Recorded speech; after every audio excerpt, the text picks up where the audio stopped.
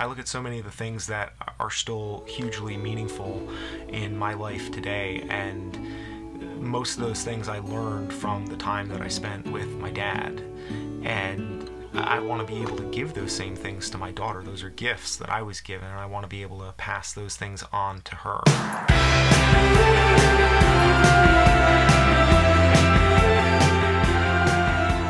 Some of you may know that I'm in nursing school, and I actually also teach in a different department at the school where I am studying. And so I was talking to the department chair, she's my boss, the other day, and she's known me for about 15 years or so. She's followed a lot of my adventures, and she knows that I'm, you know, a little bit of an independent free spirit. We were talking about moving my family to this area and schooling. She's like, Steve, don't tell me that you're gonna try to homeschool your daughter. So I stopped for a second. I was like, we're probably gonna put her in a traditional school setting, but I think that my role as a parent is always one of teaching. So yeah, I'm always gonna be teaching her at home. I have to finish reading my magazine. The fish caught the fly and he ate it. I seen the flies. That means we need to test some flies. We got some time to do. I'm done reading it, Daddy. And so we decided, okay, we're gonna do a little bit of fly tying, and this is something I haven't done for about 20 years. When I was a kid, I used to do it, and then I kind of, you know, lost track of it when I got a little bit older and started getting more into climbing. First thing we need to do, let's go through all of our stuff. I'm so happy. Wait. Okay, so we got to get our materials organized to start with. Ooh, organized. What's organized? Organized means everything is put in its place.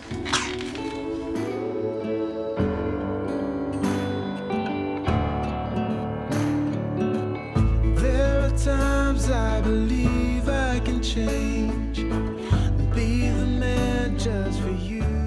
So these are 14s and then 18s, and then we have a box of 12s. So the number tells us how big the hook is. When you hold the feather, hold it very gently like this, just between your fingers. Can I try tickling you? No, you're not tickling me. That's not what we're doing right now. Tickle. Can you put the hooks in there? Okay, sir. There's some more wrapping. That is a peacock feather. Trash. Hey! It's like a little paintbrush. It's a paintbrush. Job. This is so impressive. Now, it's been 2 decades since I've tied flies, and there are some people, if you watch on YouTube, that can make this look incredibly easy. So we're winding it towards us. Okay, can you do that? Yeah. Okay, keep winding a little bit at a time. Gentle. Gentle, you want to keep it nice and tight. Good. And then wind. Very carefully. Okay, I'm going to hold the thread and you cut it right there. Good. Oh, try again. Open up. Good. Yeah, I'm doing a great job. Are we done yet? No, we're going to put a tail. Tail. Can I help? Yes, you can. I have to wait my turn. Yeah, you have to wait your turn. Nice cutting. Thanks, sweetie. Can you cut this right here? Yeah. Okay, hold that. Be very careful with it. Right there. Good, thank you. Daddy's putting a little wax on the thread, so this way the dubbing will stick to the thread. We'll be long gone by now. It's some kind of devotion that brings me down.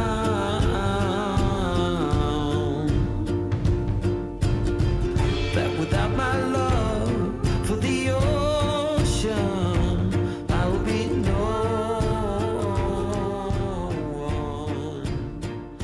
It can be easy, I guess, once you get the hang of it, but there's definitely a re-entry curve. You know, we spent all this time working on this tiny little fish hook and wrapping bits of feathers and fur around it to try to make something that imitates an insect that'll convince the fish to eat it. And you know, you put all this time into it, and then the whole thing just like unravels, and you have to start over and you have to do it again. And that's like the hardest part of teaching something, because one of the things that I'm teaching my daughter is how to do something that is creatively difficult and not get frustrated by it and not quit, but to just approach it with curiosity. Meanwhile, I'm beating myself up over this because it's not perfect and I didn't get all the proportions just right, and I might have trimmed it a little bit funny and it doesn't look exactly the way that I wanted it to look. But when we get done having this really amazing experience together, none of that really matters nearly as much as the end result. We threw it to the water and we got some fish in the fly. Then the fishes eat the hook. This fly is so amazing. You did a great job building it. Well, I couldn't have done it without your help, sweetie. Thanks. I couldn't have done it without your help too. I was able to introduce her to the satisfaction of making something and of having something that you made that is useful and that has value. So as soon as the weather improves, I am going to be going outside. I'm going to be taking this fly out with Lilo, and we're going to go hit the streams, and we're going to see if we can't make that fly catch some fish. It's going to be interesting, if nothing else, because anytime you have difficult circumstances, there's always opportunity for interesting problem solving, and that's what we're going to be doing here on the Living Vertical channel. And I hope you subscribe, enable notifications so that you can be part of that journey and come along. And I'd love to hear your experiences and your stories, sharing what you have learned. I'm Steve Reichert. Thank you for taking the time to watch, and I hope that you're making more than megapixels just like we are right here. Don't pick your nose, okay? Because we're doing something. I don't have a good answer exactly for why, other than just this isn't the time or the place, okay? This isn't a picking So what we have to do, this isn't a nose picking place. We want to keep our work area clean. Okay? I'm sure there's another time or place that will be better for picking our nose, but this is not it.